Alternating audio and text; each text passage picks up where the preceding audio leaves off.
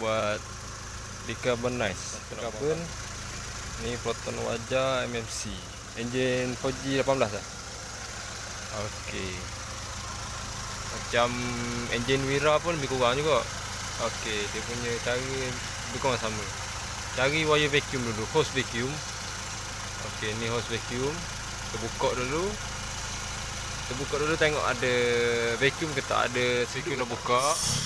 Okey, dia timing naik Bila kita lepas dia akan jadi tinggi timing.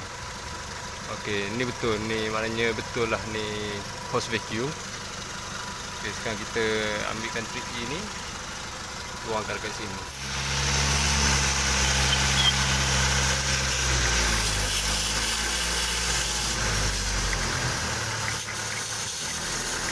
Okey.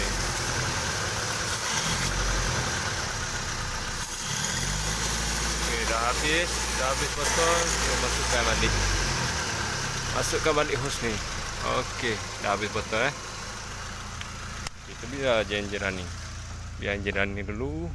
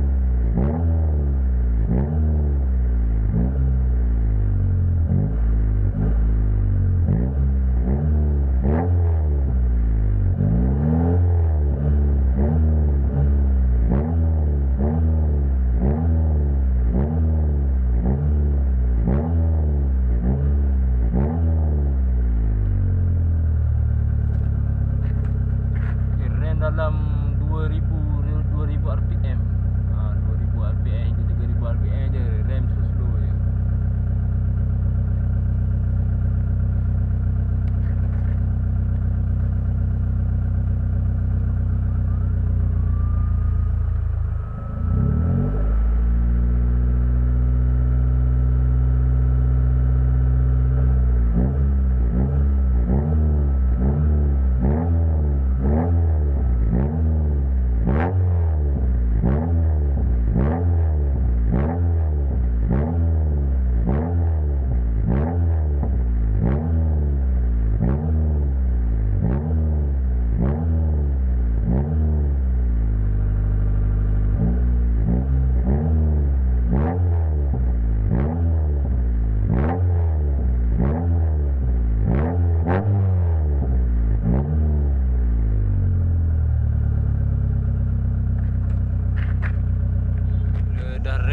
Kita biar dia running dulu. Ni kabel ni, kabel yang dalam enjin dia keluar dengan asap.